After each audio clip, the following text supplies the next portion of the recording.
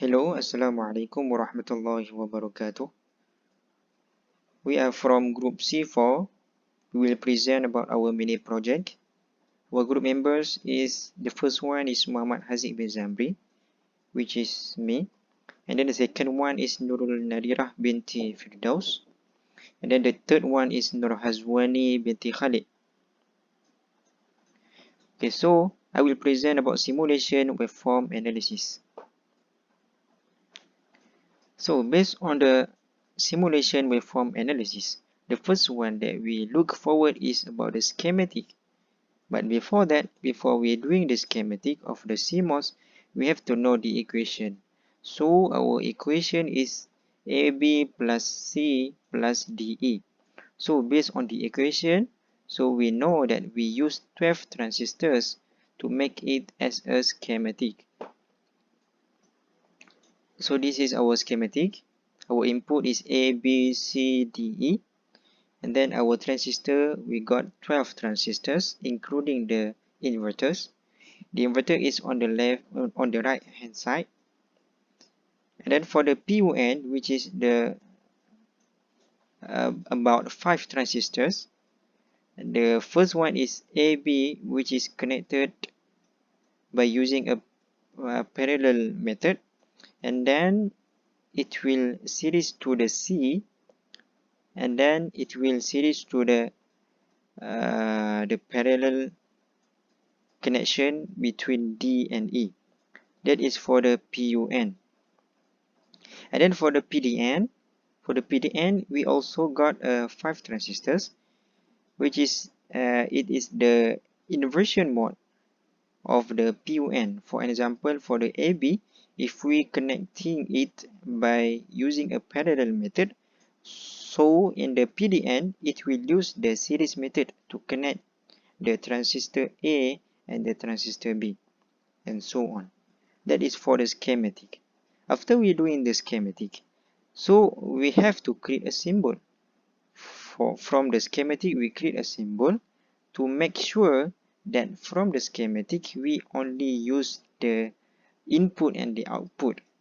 And the function, the objective of the creating a symbol is because we want to make the design more simple. Because if we use the schematic, we make our design as a complicated version. So if we create a symbol based on the schematic, so we know the direct of the input and the output. For the left hand side is the symbol based on the schematic, so we only know the input and the output. It did not show the transistor based on the schematic before. It just show the input from the A, B, C, D, E, and the output, which is Y. And then the right hand side is the connection for the sine source, which is if we look forward for the input A, we use the delay 500 nanosecond. And then the input B, we use the delay 250 nanosecond. So for the input A, we use 2 times of the delay from the input B. And then from the input C, we use 2 times of the delay from the input D. It is because we want to make sure that the waveform is created carefully and created without any pulse. Because if we use the same delay, so it will distributed, or it will interrupt the waveform that we want after the experiment. So after we design the schematic and we creating a symbol, so before we want to the waveform, we have to know the truth table first. So the truth table, what is the importance of the truth table? The important is we want to make sure that the output from the input by A, B, C, D, E, from the equation that we made, we want the output is correct without any error. So if we want to know the waveform is it correct or not, so we have to know from the waveform. For example, for the input A 0, input B 0, input C 0, input D 0, input E also 0, so the output will be based on the truth table, it got 0. So on our waveform, it got also 0. So that means the line of the 0, 0, 0, 0, 0 is correct. And we must to check every part of the input until it got 1, 1, 1, 1, 0. Sorry, 1, 1, 1, 1, 1. Okay, that's all from my part.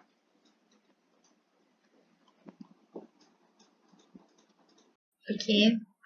For the next one, I am the presenter, Runadira binti Firoz. Okay. We'll talk about layout design. For the stick diagram is a graphical view of or a cartoon of chip layout. The function of the stick diagram is to show us a sketch before we do a layout at VMware simulation. At stick diagram, we have active NMOS, PMOS, polysilicon gates, metal one, P-well boundary, and also contact. To draw state diagram, we have a 7 step. First of all, we construct a logic graph of the schematic, and then we second construct one Euler path for both PUN and PDN network that Haziq already said. And then thirdly, sketch the line as a reference, active, poly, and well, P-well, VDD, GND, output, input label, and then label the connection. So, and after that, label the VDD, GND, and output. Number 6, sketch blue line with a contact for VDD and GND. And 7, interconnection. So after we draw state diagram, we will proceed the layout design. Layout design is a set of region of different types of materials that implements the device and wire that make up the circuit. So the function of the layout design is to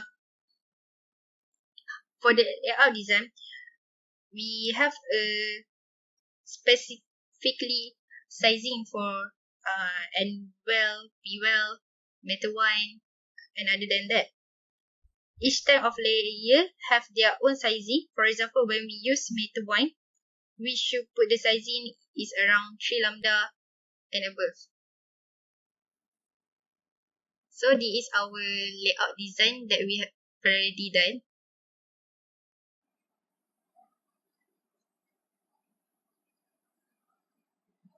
My name is Nur Hazwani binti Khalid. For the last part, I will present about the analysis of the layout design.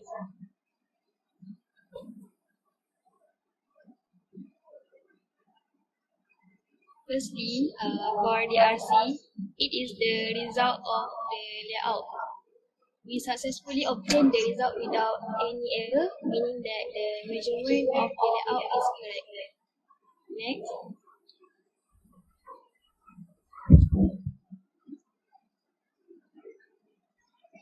the layout versus schematic LVS.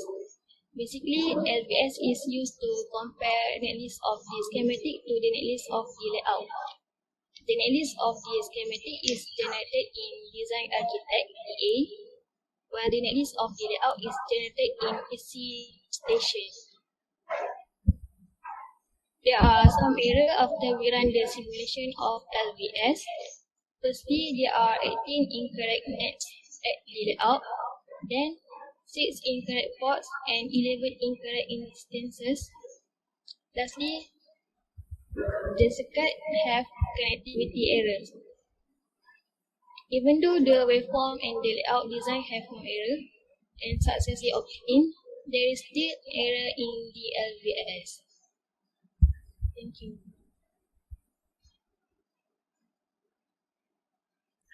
For the conclusion for this IC design mini project. 3D IC design is a relief to interconnect-driven IC design. Still many manufacturing and technology difficulty and needs to strong EDA application for automated design. That's all from us. Thank you.